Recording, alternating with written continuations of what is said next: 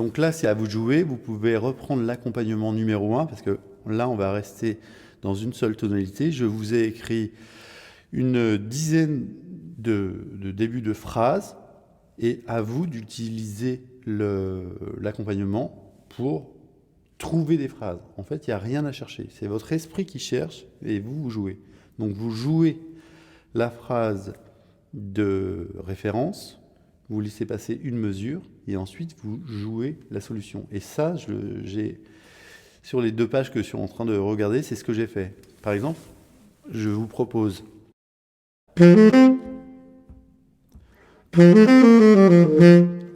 voilà. Et il ne faut pas chercher de midi à 14h, hein. Il faut jouer ce qu'on entend. Et jouer ce qu'on entend, c'est faire confiance à son esprit qui nous envoie de l'information. Et à force de jouer, on va peaufiner pour jouer vraiment ce qu'on aime. Voilà, vous pouvez écouter ça, ces exemples avec le document. Vous pourrez de toute façon écouter ces exemples avec le document. Et les exemples, je joue toujours alto, flûte et ténor.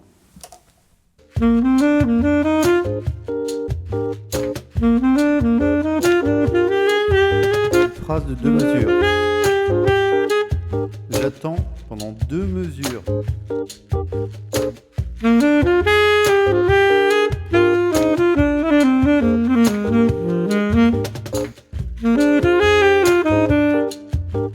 J'attends. Je peux compter aussi pendant ces 2 mesures.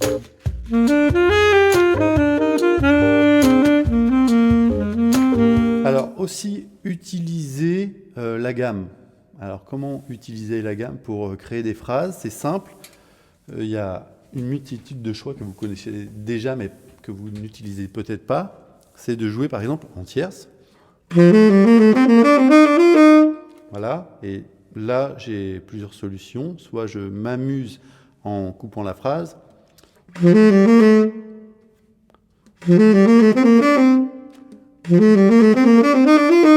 Voilà. Là, finalement, j'ai 3 phrases. Je peux m'amuser avec le premier tronçon. Ok. Deuxième. Et troisième. Le troisième comble déjà 2 mesures. Donc à ce moment-là, il faudrait que je réponde. Voilà. Et du coup, au lieu de faire 2 mesures, là, je vais jusqu'à 4 mesures. Mais bon, pour ça, il faut déjà être un petit peu à l'aise. Donc là, je vous ai marqué plein de formes de gamme à transposer dans plusieurs tonalités, toutes les tonalités, si vous avez la possibilité de le faire facilement. Sinon, vous le faites sur 2 tonalités, c'est très bien. Et de toute façon, ce qui est important, c'est de travailler longtemps sur les mêmes choses. Donc là, je vous ai quand même mis plein d'exemples. Et ce que j'ai marqué, c'est de jouer les phrases sur les gammes, mais pas plus de 1 par jour. Parce que finalement, la deuxième phrase, c'est... Et bien cette phrase-là, pour l'avoir dans toutes les tonalités, il va falloir bosser un peu.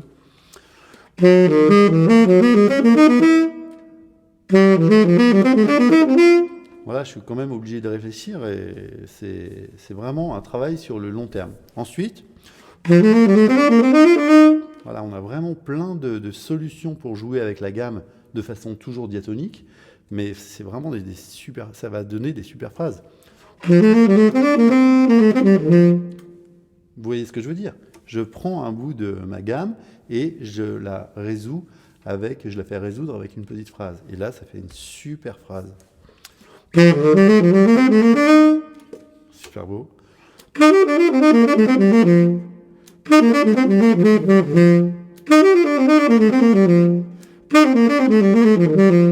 Voilà. Ça, c'est des gammes, mais en fait, les gammes, c'est des phrases quand je joue. C'est une phrase. C'est pas seulement une gamme, c'est une phrase. Je vais l'utiliser pour improviser. Donc, voilà. Tout est écrit. C'est assez simple à aller jouer, évidemment, en sol, sur sol 7, puisqu'il n'y a pas d'altération. Après, ce sera plus dur si on est en ré bémol 7, sur ré bémol 7.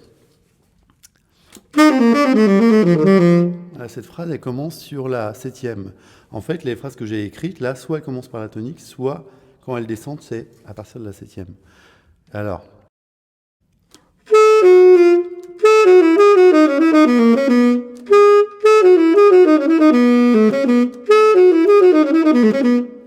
faut que je cherche un peu. Hein. Alors, Do7,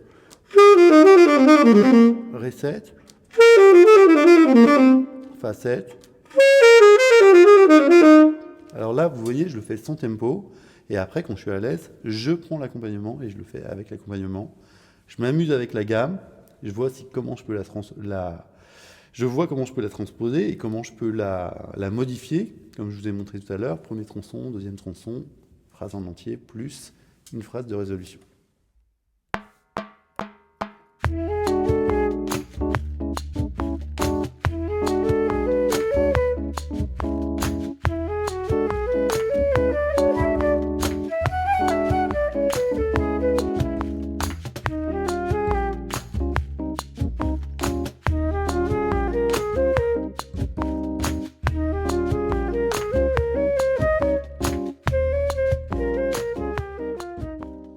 Et maintenant, on arrive à l'étude. Alors l'étude, c'est pareil, je vais vous jouer que les 6 premières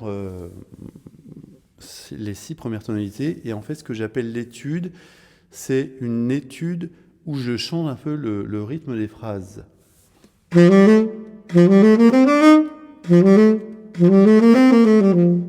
Voilà, pour avoir un autre ressenti quand on joue à partir de la tonique à différents endroits.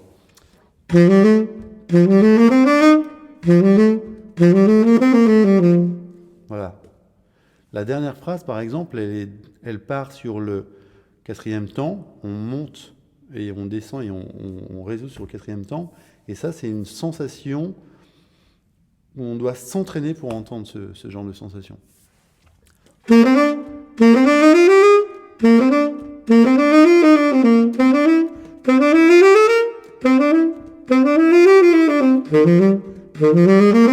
Ok, on va jouer cette étude et je vais la faire dans toutes les tonalités, même si je n'ai pas la page qui va bien. Ok. Le but de cette étude, évidemment, c'est de lire ce qui est écrit et de la jouer, mais après, c'est de la jouer par cœur en regardant le tableau du cycle parallèle ou bien les grilles que j'ai marquées avec tous les accords qui se suivent. Sol, Do, Ré, Fa, La. On commence toujours par la tonalité où il n'y a pas d'altération. Ensuite, on rajoute une altération. Ensuite, 2 altérations, etc.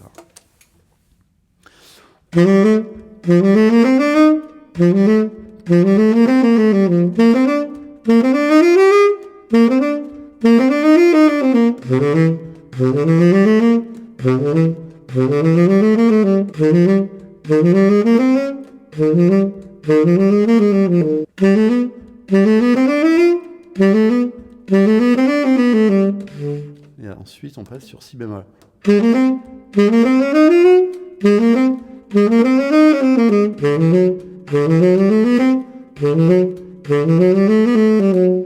Ok, bon, c'est pas très grave, je me trompe, je recommence. Donc je suis sur Mi7 et là je suis en train de regarder la liste des accords.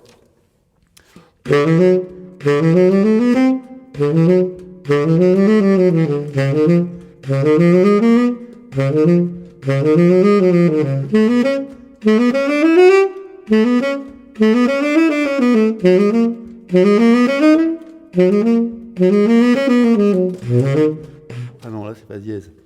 Ouais, il faut que je monte jusqu'à la quinte.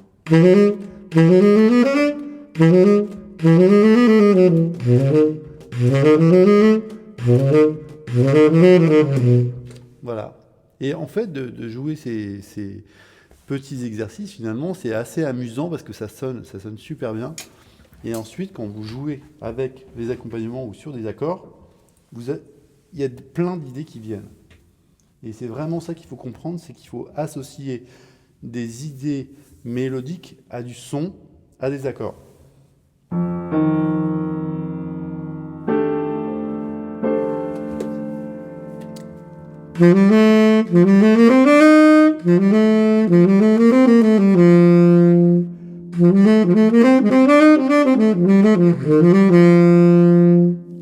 Ok. La même chose à la flûte. 1, 2, 3, 4.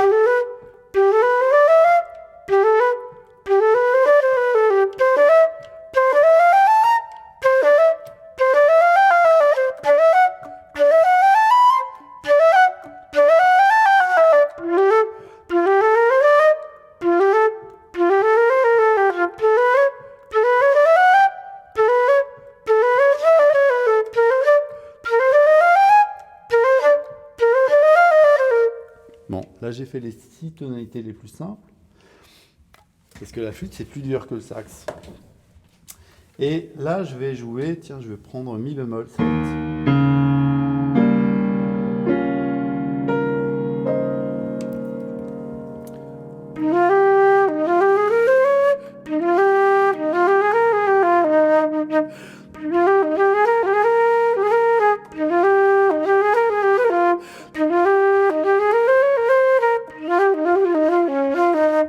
Voilà, et après je m'amuse avec du son en fait.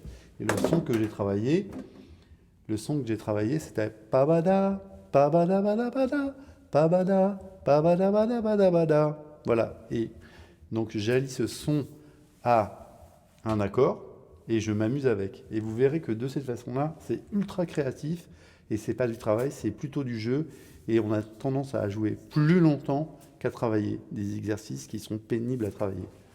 Et pour terminer, un petit coup à l'alto. Alors là, challenge, je vais jouer les phrases à l'alto, mais en commençant sur le mi 7.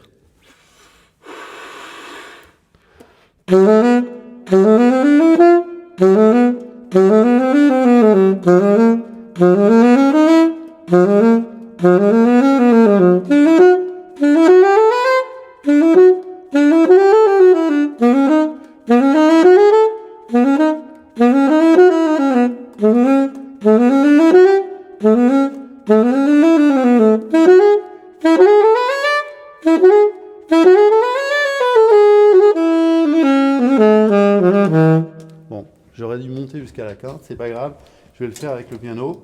Alors, là j'étais sur Ré bémol, donc ça fait Mi 7.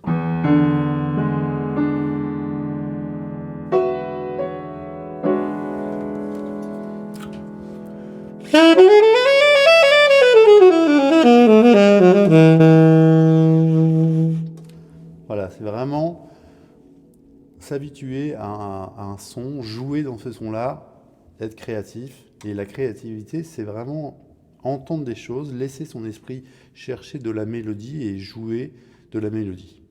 Voilà, ce cours est terminé, j'espère qu'il vous aura plu. Je vous donne rendez-vous au mois de mars pour le chapitre numéro 2 du Jazz Guide 2. Merci.